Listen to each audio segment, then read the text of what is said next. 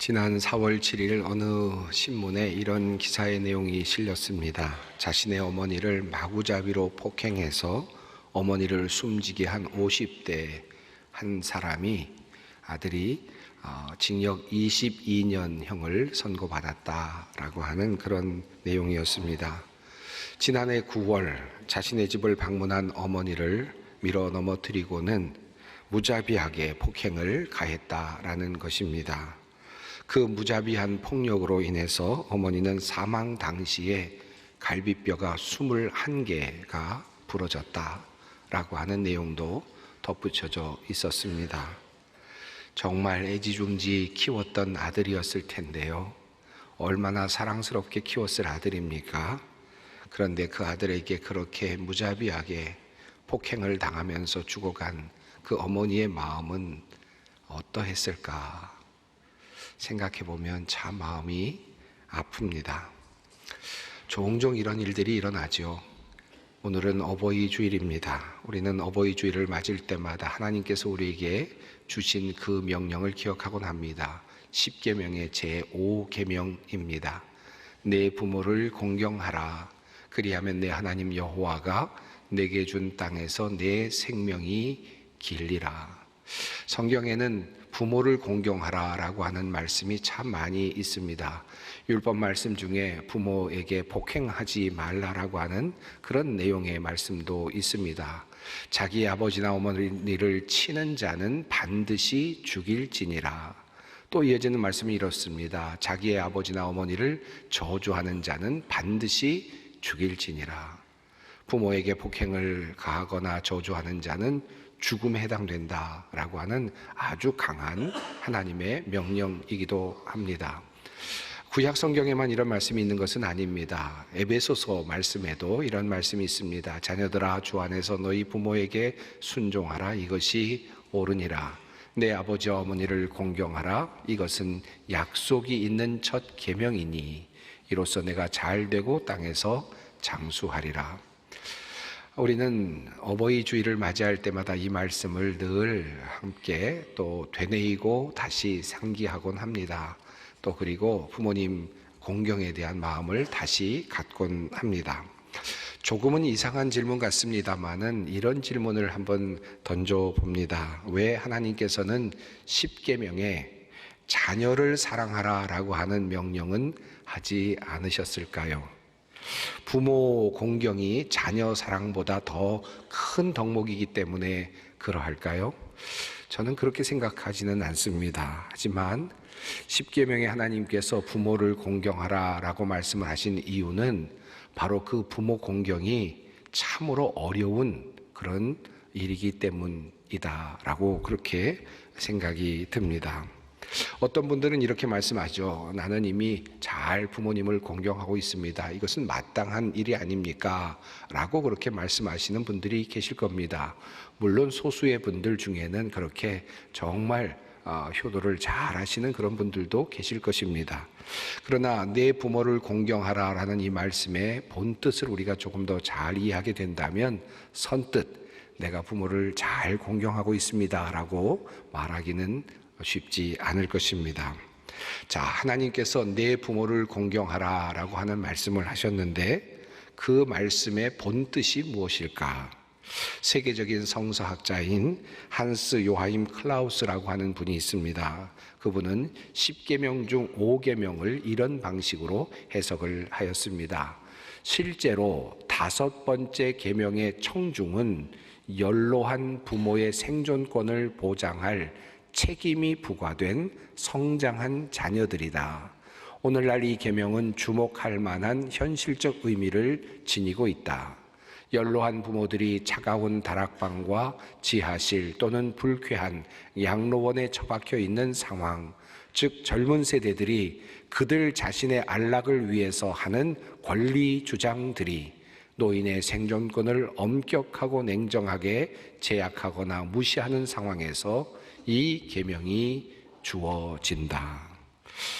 다시 말하면 내 부모를 공경하라라고 하는 이 말씀은 미성년자들을 대상으로 하시는 말씀이 아니라는 것입니다. 이미 성인이 되어서 경제적인 능력을 가지고 있고 사회적인 지위를 가지고 있는 힘과 능력이 있는 자녀들을 일차적인 대상으로, 말씀을 듣는 대상으로 그렇게 하고 있다라고 하는 내용입니다. 내 부모를 공경하라라고 하는 이 말씀에서 나오는 내 부모는 그러니까 고령층에 있는, 고령층에 접어든 경제적인 능력을 상실한, 사회적인 지위를 모두 잃어버린, 그리고 사회적인 약자가 되어 있는 그 사람들, 그 부모들을 말한다는 것입니다. 즉 신체적으로나 경제적으로나 사회적으로 약자가 된 연로한 부모님들을 공경하고 복양하라 라고 하는 말씀이 바로 내 부모를 공경하라는 말씀의 주된 내용이다라고 하는 해석입니다. 이 뜻을 담아서 제5계명을 10계명을 번역하면 이렇게 말할 수 있겠지요. 너의 연로한 부모를 공경하라. 어린 자녀들이 부모 밑에서 자라날 때, 부모님의 사랑을 받으며 자라날 때 부모를 공경하고 사랑하는 것은 마땅하고 자연스러운 일일 것입니다. 또 부모를 떠나서 어디로 가겠습니까? 힘도 없는 자녀들이 부모를 버리고 어디로 갈 수 있겠습니까? 당연히 부모 밑에서 그렇게 또 부모님을 따라갈 수밖에 없지요. 또한 부모님이 경제적인 능력이 있거나 혹은 힘이 있거나 정신적으로 또렷하고 또 건강도 좋다면 자녀들이 부모님을 공경하고 부모님의 말씀에 순종하는 것은 그분이 나이가 어떠하든지 자연스러운 일이라고 할 수 있을 것입니다. 부모님이 힘이 있는데, 그리고 정신도 모든 면이 온전한데 부모님을 따르지 않을 이유가 어디 있겠습니까? 부모님을 공경하고 부모님을 따를 수 있겠죠. 하지만 부모님이 돈도 없고 힘도 없고 그리고 건강도 좋지 않고 그래서 병원도 자주 가야 하고 설상가상으로 치매까지 걸려서 정신적으로 온전하지 못하다면 아마도 자녀가 그런 상황에 있는 부모님을 지극정성으로 공경하고 모시기는 쉽지 않을 것입니다. 쉽게 무시하는 말을 하게 될 것이고 짜증도 쉽게 부리게 될 것이고 또 그 노인을 상대하지 않으려고 할 것이고 막말도 하게 될 것이고 심지어는 때로는 앞에서 말씀드린 그 아들처럼 폭행도 저지를 수 있을 것입니다. 그런데 성경은 이와 같은 상황에 있는 부모를 너희는 공경하라 라고 그렇게 말씀을 하신다는 것입니다. 이렇듯 이 세상에는 노인들이 냉대받을 수 있는 이유들이 참 많이 있습니다. 참으로 안타까운 실정이라고 할 수 있습니다. 우리 모두가 결국은 그 노인이 될 텐데 말입니다. 그리고 그 노인의 길을 가야만 할 텐데 말입니다. 가수이며 작곡가인 서유석 님이 발표한 노래가 있습니다. 너 늙어봤냐? 나는 젊어봤단다. 이제부터 이 순간부터 나는 새 출발이다. 어쩌면 나이 드신 어른들은 이런 이야기를 젊은이들에게 해주고 싶을 겁니다. 너 늙어봤냐? 나는 젊어봤다. 그런데 이 말을 젊은이들은 듣지를 않지요. 젊은이들은 이 노래 아마 잘 모를 것 같습니다. 우리 노인들은 아마 이 노래를 마음속에 품고 있을지 모르겠습니다. 긴 말씀을 드렸습니다. 이제 오늘 본문으로 다시 돌아가 보겠습니다. 오늘 말씀은 룻기입니다. 룻기는 며느리 룻과 그리고 시어머니 나오미 사이에 일어난 아름다운 사랑, 우정, 그리고 효성에 대한 이야기입니다. 참으로 불행했던 나오미, 그런데 그 옆에 참으로 사랑스럽고 충성스러웠던 며느리 룻이 있었다. 성경은 그 이야기를 우리에게 전해주고 있습니다. 이야기는 나오미와 룻에게 일어난 불행한 일들로부터 시작이 되죠. 때는 사사시대였습니다. 유다 베들레헴 땅에 기근이 들었습니다. 한 사람 엘리멜렉이 그곳에 더 이상 있을 수가 없어서 더 좋은 땅을 찾아서 모압 지역으로 이사를 가게 되었습니다. 두 아들을 데리고 갔고 그리고 모압 땅에서 모압 여인을 며느리로 맞이하게 되었습니다. 그런데 그만 그 집안에 여러 어려운 문제들이 생겨나게 되었습니다. 나오미의 남편 엘리멜렉이 죽게 되었고 또 설상가상으로 두 아들 말론과 기련이 그만 세상을 떠나게 된 것입니다. 정말 깜짝할 사이에 그만 세 여인이 과부가 되는 상황이 되었습니다. 그러자 나오미는 며느리 두 사람에게 각자의 집으로 돌아갈 것을 권면합니다. 자기 자신은 나이가 많아서 더 이상 희망이 없지만 그러나 젊은 여인들이니 너희가 집으로 돌아가면 또 다른 희망이 있을 것이다 라고 하는 생각으로 그들을 집으로 돌려보내려고 했습니다. 며느리를 돌려보내려고 하는 이 시어머니의 마음속에는 어쩌면 자포자기하는 그런 마음이 있었을지도 모르겠습니다. 그저 모든 것을 다 포기하고 그리고 며느리들을 살펴주려고 하는 그런 마음이 있지 않았을까 하는 생각이 듭니다. 우선 이 나오미에게는 경제적인 능력이 없었습니다. 경제적인 능력이 상실된 상태였습니다. 그는 이렇게 고백하고 있습니다. 나를 나오미라고 부르지 말고 나를 마라라 부르라. 이는 전능자가 나를 심히 괴롭게 하셨음이니라. 내가 풍족하게 나갔더니 여호와께서 내게 비어 돌아오게 하셨느니라.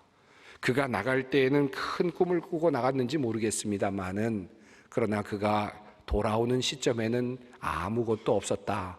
빈털털이었다. 경제적인 능력이 없었다라고 하는 말이죠.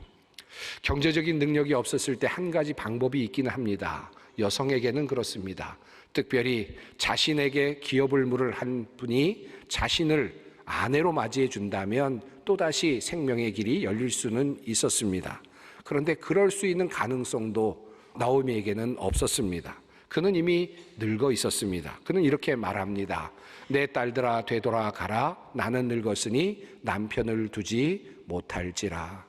자기 자신을 아내로 맞이해서 그의 생계를 책임져 줄 그런 남자가 더 이상 없다라고 하는 말씀입니다. 희망이 없습니다.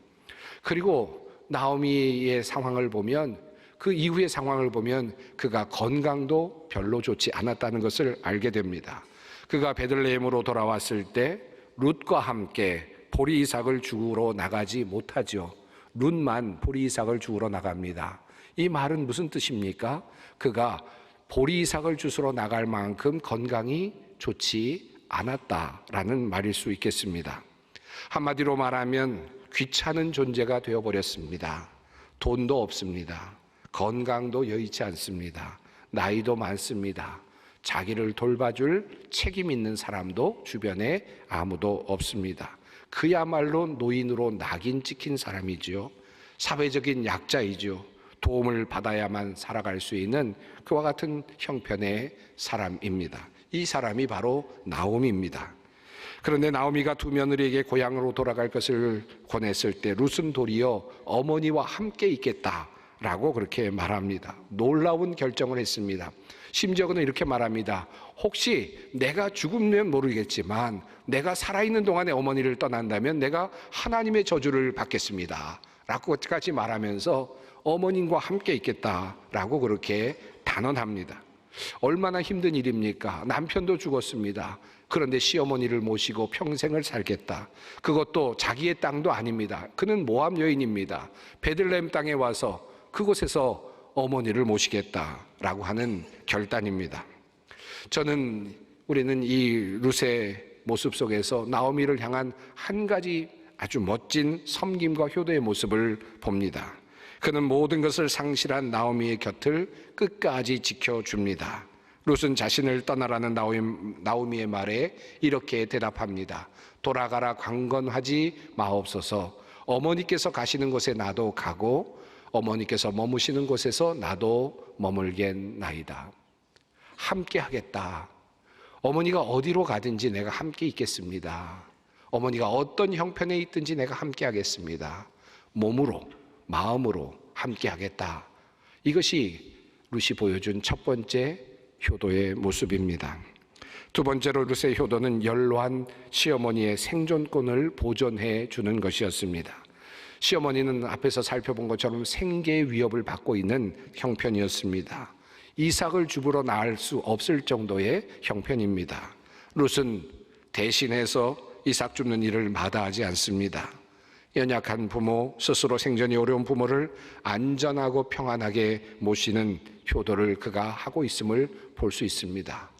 어머니의 생계를 책임져주고 그의 필요를 채워주는 효성이 룻의 모습 가운데 잘 나타나고 있습니다. 룻은 이방 여인이었음에도 불구하고 십계명의 5번째 계명을 철저하게 지키고 있었습니다. 연로한 시어머니 나오미가 생존하도록 끝까지 그는 이삭을 줍는 일을 마다하지 않습니다. 마지막으로 룻이 보여주고 있는 효도의 모습이 있습니다. 나오미의 일생이 행복할 수 있도록, 말년의 삶이 행복할 수 있도록 자신의 삶을 나누어 주었다라는 것입니다. 다시 말하면 시어머니와 며느리 사이에 아주 긴밀한 소통이 일어나고 있었다. 이것이 그의 모습이라는 것입니다. 룻에게 일어났던 일들을 그날 시어머니 나오미에게 이야기를 합니다. 그러면 시어머니는 또 며느리에게 또 조언을 해 줍니다. 그리고 시어머니의 조언을 존중하며 또 어머니의 말씀을 따라 행동을 합니다. 룻기 2장과 3장을 보면 이 룻과 나오미 사이에 긴밀한 그런 소통과 또 아주 사랑스러운 그런 대화의 내용들을 볼 수 있습니다. 그 중에 한 곳을 한번 보겠습니다. 룻의 시어머니 나오미가 그에게 이르되 내 딸아 내가 너를 위하여 안식할 곳을 구하여 너를 복되게 하여야 하지 않겠느냐?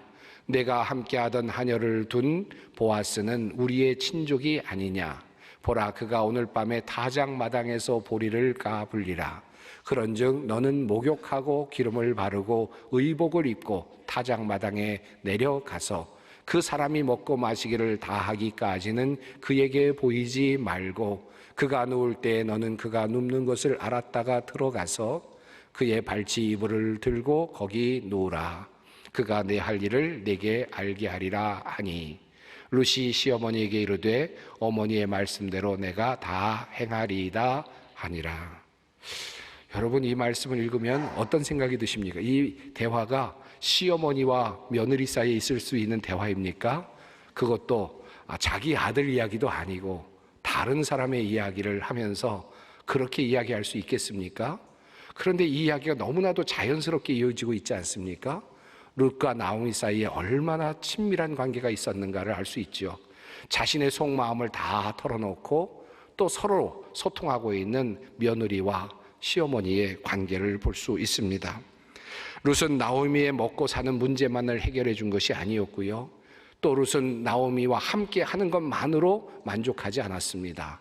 어머니와 깊은 대화를 통해서 끊임없이 어머니를 격려하고 살 수 있는 희망을 주고 또 살만한 행복감을 그에게 주고 있었습니다. 조금 전에 인용했던 한스 요하임 클라우스, 바로 그분이 이 부모를 공경하라는 이 말씀은 연로한 나이든 부모를 공경하라는 말씀, 그 말씀이라고 해석을 하였는데 그는 그 책에서 이어서 이렇게 말을 합니다. 연로한 부모를 공경하라는 말은 그들의 생존권을 존중하고 보장할 뿐 아니라 행복한 노년기가 되도록 배려하라는 것이다.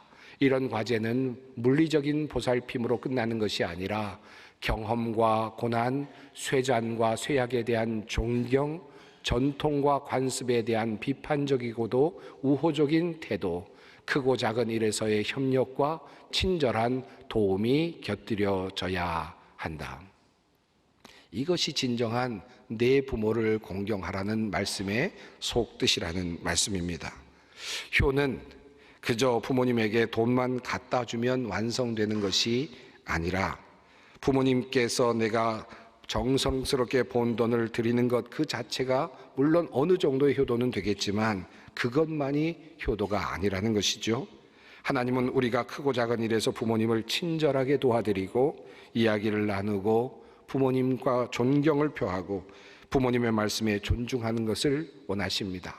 부모님께서 걸어왔던 역사를 존중해주고 그의 경험을 귀하게 여겨주고 칭찬해주고 격려해드리고 함께해주고 또 그의 말씀을 청종하고 그 말씀을 지혜 있는 말씀으로 받아들일 때 진정한 효도가 이루어진다라는 말씀입니다.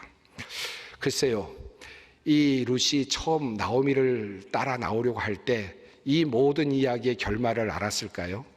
알지 못했을 것 같습니다. 보아스라는 인물이 있다는 것도 몰랐을 것이고, 내가 고향으로, 그 시어머니의 고향으로 따라가면 이런 일이 있겠지라고 생각하면서 오지 않았겠죠. 그저 단순했습니다. 자신의 시어머니를 살려야 된다, 시어머니에게 효도를 해야 된다, 이 마음으로 그가 그 길을 따라왔는데 어머니에게 하나의 축복의 그 씨앗이 남겨져 있었습니다. 바로 보아스, 그의 친족 중에 한 사람, 그를 통해서 새로운 길이 열릴 수 있는 그런 놀라운 역사가 일어나게 됩니다. 결국 보아스를 만나게 되고, 그리고 보아스와 결혼을 하게 되고, 그리고 이 룻은 이제 다윗의 증조 할머니가 됩니다. 그리고 또 예수님의 조상의 이름을 올리게 됩니다. 그가 원하거나 바라거나 찾았던 것은 아니었습니다마는 하나님께서 그를 높이셨고 다윗의 증조모가 되는 축복을 주셨고, 예수님의 조상이 되는 놀라운, 이방 여인임에도 불구하고 예수님의 조상이 되는 놀라운 축복을 갖게 되었습니다. 이것이 바로 하나님께서 우리에게 보여주고 있는 효성스러운 이 바로 룻의 이야기입니다. 성경은 말씀합니다. 내 부모를 공경하라.